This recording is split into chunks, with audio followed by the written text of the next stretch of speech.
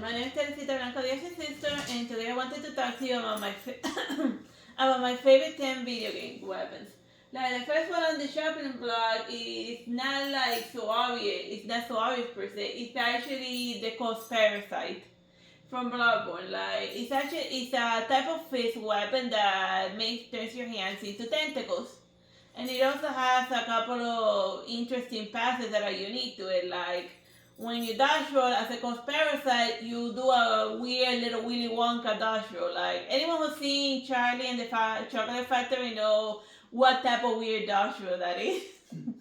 It has a delay in standing up because of the cauliflower head that's very heavy, but you can actually exploit it because in order to gain extra frames of invisibility, just something that to get used to. But also, it feels like the Coast Parasite got weaker over time, and now it's completely unusable. Like I remember the weapon actually being stronger back in its first rendition, and plus by the time you get it, it's like completely useless because you already defeated the Orphan of Cos, and the Orphan of Cos is like actually even harder than the final boss. So like, why do you even need that weapon for? Cos is even harder than the Sumerian Queen. So by the time you get this weapon, you might as well just there's no reason to have it. I mean, maybe use it in New Game Plus as whatever, but it's just useless by the time you get it. So just give it as a starter weapon. It'll be hilarious. Alright, the other fancy weapon that I like a lot is a reoccurring Moonlit Grace. So you see lots of versions of it throughout all of the Dark Souls and Elden Rings and even Armored Core. So it's just a magical sword that shoots like a magical slash attack. So then, like in the one that shows there is the Elden Ring version. That one, I remember that one did frost, right? Yeah, cause it had like its own unique frost enchant, and that was good, kind of. It was just but like the power specs, so the only ways that they change from game to game. Like I felt that it was a little bit underpowered in like Dark Souls 1, 2, 3 in the first Dark Souls series, but then they remember that this is the freaking Moonlit Grace, and then they made it strong again in Elden Ring. So it's worth trying to do the weird running side quest together, but you get it so far into the game that like, by the time you get it, you probably already ran to hundreds of other better weapons and whatnot. Like before getting the Moonlit Great Sword, I had won most of the bosses in Elden Ring using the Moonlit Katana boss, which is the same weapon but like in katana form. The weirdest is just you know how you like unsheath your katana. Like in fact, we have a thorn right now. You can show them how they move. Yeah. You want to bring your katana? Nah. Or maybe yeah. Yeah. I forgot what your katana is. Okay, so never mind. It's a bad joke. Moving along. Alright. This is like I don't know if it counts as a sword or a map. Well, I don't know if it's like counts like a type of. Well, it's one of those weird demonic weapons from Devil May Cry. It said that this one it turns into an electric guitar that shoots bats. So I guess in one of his renditions you may think that it's more of a not so much a weapon but a magical catalyst to shoot bats and lightning. But you hit people with it, a la rock style. It's an Evan. Like of all the Devil May Cry weapons, this was the one that I wish would have made a return, like Alastor. I mean, it's just a funny, kooky, hilarious weapon, you know. So yeah, like also depend. Like if you use it in the swordman form, it does more sword moves and whatnot. But its most hilarious moveset, I think, is actually in the trickster form where that synergizes best with this weapon because all of the weapons in Devil May Cry 3 they're more powerful moves and not always just the swordman one. It just depends on the type of flavor of the demon you got. And the Nevan was more of a trickster type of demon, the vampire. Alright, so we have another Dark Souls weapon, and more than the Moonlit Greatsword, my favorite sword is actually the Dracula Greatsword. I have already defeated 2 Dark Souls King with it, and including Elden Ring, where I solo the final, not Elden Ring, Dark Souls 3. Where I solo the Ember guy using the Dracula Greatsword. So you should totally go check out that video if you're curious about about the best possible strategies of soloing the boss, but not using magic, just getting in there like a big boy. Just get in there and dodge. A lot. Yeah. And no shield, so it wasn't as if I was hiding behind the boss behind the shield. No. I trusted that the sword was strong enough in order to. Not just that, like, a lot of people are like, a lot of Dark Souls fans are like afraid to like ditch the shield altogether. I mean, the only reason why I don't use a shield is because of the crash shield's passive effect of healing my stamina, but I just wear it in the back to enjoy the effect. I don't really like. It's like having a fifth friend. Yeah, it's like having an eternal stamina up, but I don't really need it, so I just always fight with like 2-handed great swords or regular straight swords and whatnot. Cause it gets the job done, and like Bloodborne forces you to learn to not rely on the shield and just suffering through or making it through Bloodborne is enough to like help you out in like all of your other future From Software games, because it teaches you that as long as you can outmaneuver your opponents, you're gonna be alright. So get a lot of stamina. Wait, so what about this blade is good? The moveset of the sword is when you hold it to hand, it does a very swift down thrust followed by an up thrust and then a slash. So then if you're kind of doing PvP, which your opponent always dodges under you, but since this Dracula Greatsword's opening strike is a down thrust, he dodges right straight into the sword. Like that sword was very useful in PvP in Dark Souls 2. Like it got them good right in the face. And that's unless if you're fighting somebody with a washing pole, but that's just cheap. The washing pole in general. But then again, but the washing pole is very easy to parry. So if you see somebody with a washing pole, even if you're not good at parrying, there's like a 50% chance that you're gonna get lucky. And also the elements, that it has 2 elements, and you can give it a third. Yeah, like in Dark Souls 2, it has physical, magic, and lightning. But in Dark Souls 3, you can give it another enchantment of whatever element you want. So then I gave it fire. So then I gave it chaos so that it would do very high levels of fire. So then that big stuff is attacked to like 600 without needing to get a lot of strength or specific pecks. Like the levels in Dark Souls 3 are weird. They for the scaling, they're only good at the lower level. So that's the only game where I actually rely more on elemental weapons more than weapons that scale with your strength or your dexterity.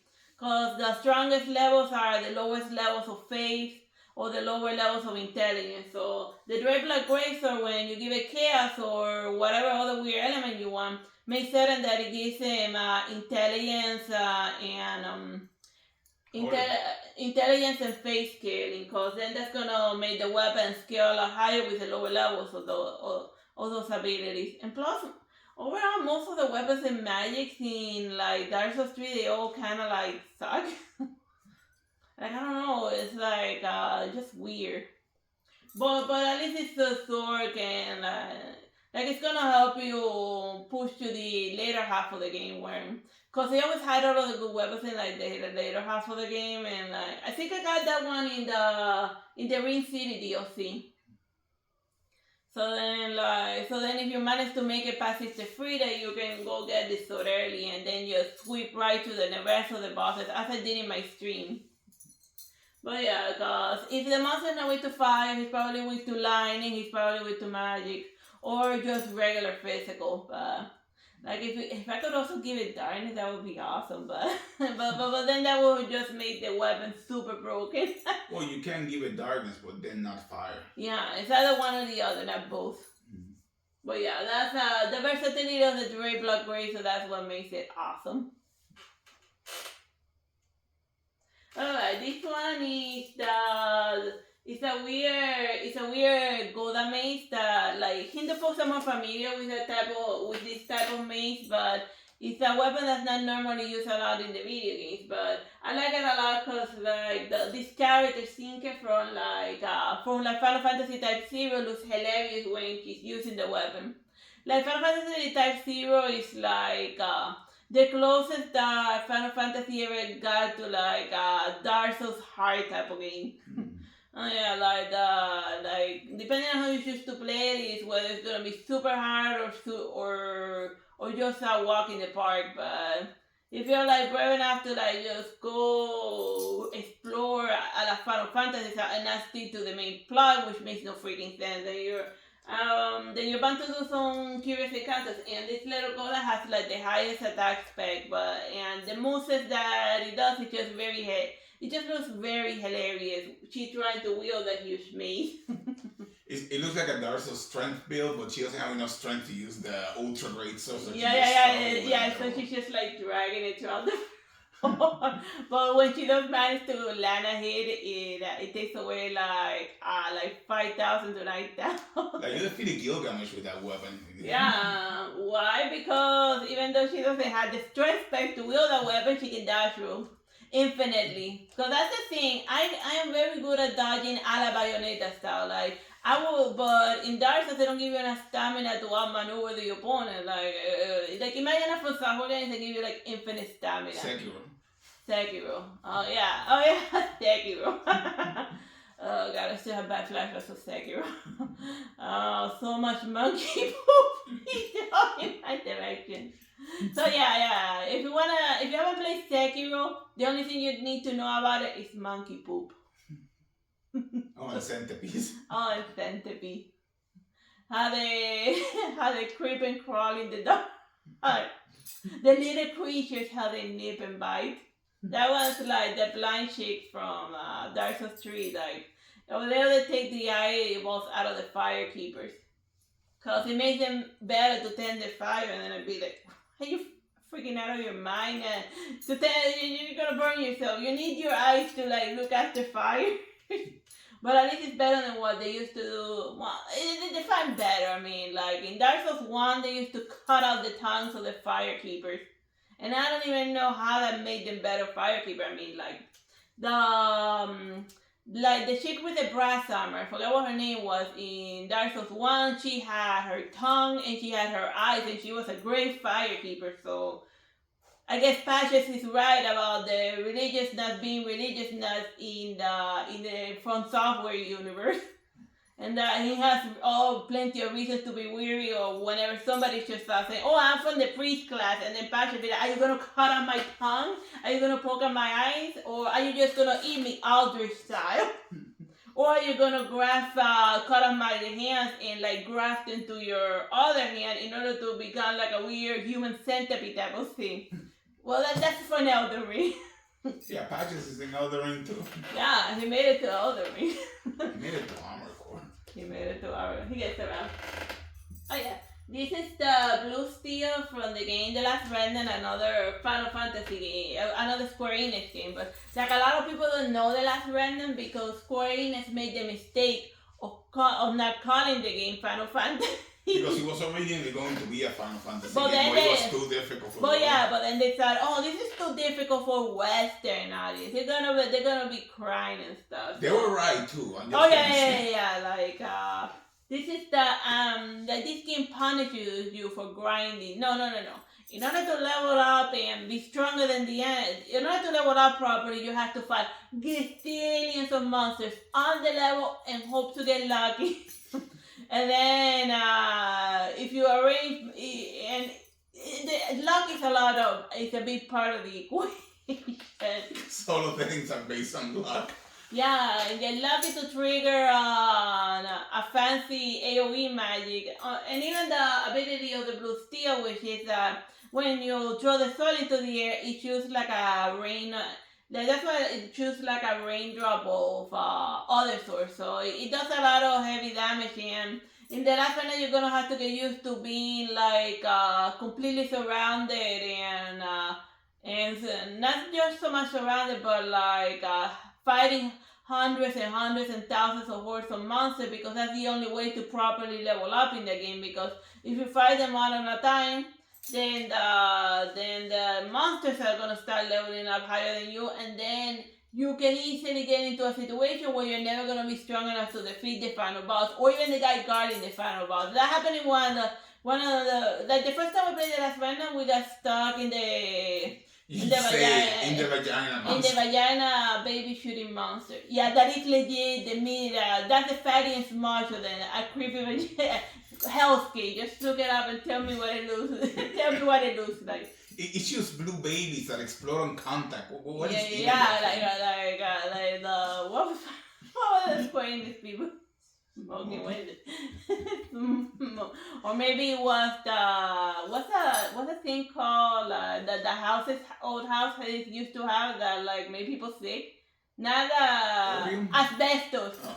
Or maybe the asbestos got to them when they designed that. Whatever. The point is, the blue steel is a cool design and it has a nice AoE. And whatever you do not give Lord. If you're playing the last Reina, do not give Lord David his fancy two-handed weapon, no matter how many times he asks for it, because it just permanently makes him weaker. Just make him keep still with his blue steel. It's a great weapon. Yeah, that's another thing. Any weapon that you do not get, the final boss gets. So you need to do all of the creepy side quests. Yeah, in order to get all of the fancy random weapons. Because otherwise the final boss is going to use them against you. So if you think you're going to do a speed run and defeat the final boss by skipping all of the side quests and just focusing on the plot and getting to him and that you're going to win, not happening. The final boss is gonna be there waiting for you with all of the stuff you didn't pick up along the way, and the final boss is gonna be as hard or as easy as you make it, and you're gonna regret not doing the side quest. Alright, so this is the Levin sword from Fire Emblem. It's my favorite sword from that game, mostly because it doesn't like the lightning attack. As you notice, a lot of the weapons that I mentioned have a lightning as a side thing. Like, it's just a nice versatile weapon, and most importantly, you get it like very early. Very early in the game in order to make it usable for in the rest of the campaign and whatnot. This one is the Kusarigama from Noir. Like it's like remember the Kohaku weapon from like Inuyasha. Like he shouldn't have had an issue like fighting demons with this weapon. Like the Noir guy who became a samurai while on a boat, if that makes any sense to you, because if you train a lot while on a boat, you magically show up at the other side speaking perfect Japanese and like using a katana sword. The way he learned Japanese is weird. He basically ran into a cat and the cat went, "Congratulations, now you speak Japanese." He's like, "What was that cat doing my years in college?" Yeah. And where's that magical cat that magically teaches you Japanese? Wait that. Yeah, the Inquisition probably killed it for making people speak in tongues. Or it was Japanese. You didn't need to burn the cat. Whatever. I don't know, I just like the versatility of it, but it's like a high 80%. But Noir, the problem with Noir is that, like, you think that your stamina bar sucks in whatchamacallit, in, like, the From Software game. Like, Noir is even worse. You can't, like, dash roll to save your life or anything. Like, he hits his sword one and he's instantly tired, and then, like, the boss instantly KOs you because you're, like, not only do you run out of stamina, you go, like, it does a panting animation after 2 sword swings. I can definitely swing my sword more than 2 times before like suffering a freaking heart attack. Yeah, you have better cardio than the guy from Noir. Yeah, no, and I'm not even a sailor. So you would think that a sailor doing like all of, pulling sails, like doing other sailor stuff. I mean, you just seen sailors back in the old days, like in the paintings and whatnot. They look ripped. They were notoriously fit. So maybe he should have read less Japanese and worked on his cardio while on the boat. Cause seriously, boy, he needs more cardio, like that bastard. But that's sidetrack is that weapon just made it more feasible to make it through the game because you can just throw the chain from far away, and then by the time the monster makes it to where you're at, you recover like 1% of your stamina enough to like run away like an idiot in order to have more distance to recover your stamina again. You can cheese most bosses with that, except for the Umiboso, who once shots you if you try to cheese him. Yeah. Alright, the next fun video game weapon is like the wrench from like the game Prey. I literally did my first run of Prey, I literally just used the wrench combined with what's the name of that move that you do that like slows down time and stuff? The adrenaline move. Well, yeah, by like a weird adrenaline thing that you do, the move that you do in like Prey that it just slows down time and it makes your weapon range hit harder. And you don't really even need a shotgun. It's possible to do the entire game just wrenching your opponents to that. But yeah, it's just hilarious. And as far as the Witcher weapons, I have very hilarious fun memories of the shovel from it's not the Blood and Wine DLC, the other one. The one where you like go deal with this demon guy and his demon friend, and then you go to his demon wife's house, a lot of demons. And then you find like the caretaker, and then the joke with a spade is that if you did an HP build in order to tank most of the hits of the monster, this is gonna like make the fight against the Undertaker demon ridiculously hard. That was for the first legit hard fight that I had in like The Witcher. Because every time the monster would hit me with a spade, he would like regenerate like 1,000. He would like regenerate his full HP bar. So then I'd be like, okay, now I get what this game is expecting of me, not to get hit once. And then when I stopped getting hit, he summoned other things to hit. So then I had to like destroy the things that he was hitting while I wasn't getting hit by them. It's like one hell of a boss battle, depending if you were stupid enough to like go 100% for HP. But yeah, you may think that HP is gonna help you, but it's gonna be terrible once you run into the Undertaker. His shovel's actually good. Like, yeah, yeah. Like it has a decent attack stat, and the enchantment that regenerates you like 25% every time you hit someone works great. Like, never mind steel and silver, grab a shovel. Just grab a shovel. Oh yeah, I think, that was the last video game weapon I wanted to mention. Bye bye and God bless.